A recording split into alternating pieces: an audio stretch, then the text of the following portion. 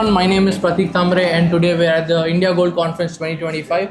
I have a very special guest here with me, Dr. Mike Hinds, who is a technical consultant with the LBMA. If you can just tell us about the assaying technologies which have been going around in the market now. Well, I think we're seeing a change in how people look at traditional assaying technology. It used to be in India, it's been primarily fire assay.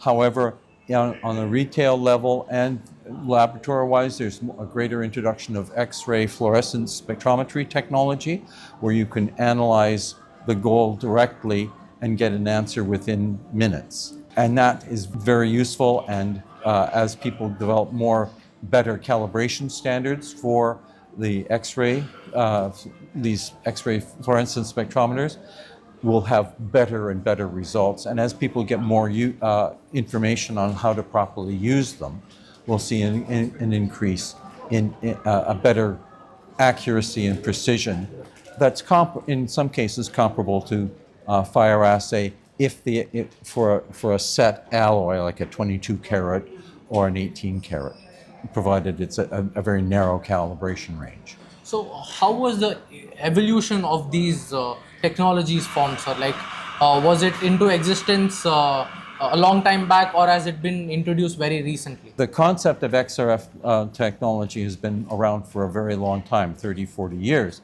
However, the miniaturization of the detectors and the X-ray sources and the advancement in computers have allowed these to be shrunk and put on a very small scale, so people at retail shops and can be used to quickly identify things. So it's really the other technology that has been used to drive the improvements in the XRF spectrometers. So if you're talking about these XRF spectrometers, how much is the accuracy, and what are the cost-effective methods that we can take to implement these kind of spectrometers in our? Well, the accuracy is all dependent on the calibration standards that you have for that instrument on the specific alloy. So it's really up to the user and the companies that sell that to develop these calibration standards so that they provide the accuracy needed. And of course, you have to take it, we also have to train the users to take more than just one spot on a piece of jewelry. You'd have to take several, because the actual penetration depth of the X-rays into something like gold is less than the width of a hair. So it's very small, and we have to do it properly to do that. On the other hand, if it is done properly, it's very comparable to fire assay, which is a destructive technique. You have a piece of jewelry, you'd have to cut it and destroy it to assay it, which is not everybody wants to do that. So it allows people to another way to get an estimate of the value of their jewelry for recycling, and to give themselves assurance that they're being given the proper caratage of gold that they expect.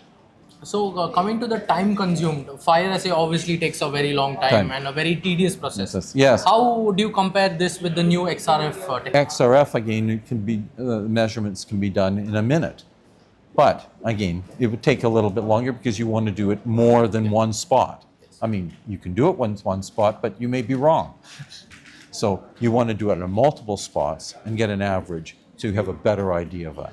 So that may be 5-10 minutes versus several hours, a game changer in that respect, and it allows people to do it at a very local, fast level.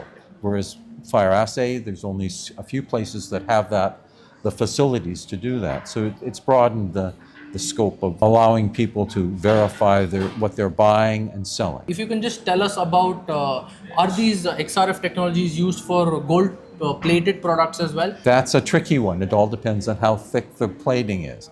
If it's below a certain level, yes. But as you apply thicker coatings, or if it's a rounded shape, the coating becomes thicker as you around bends. So that will depend. Okay.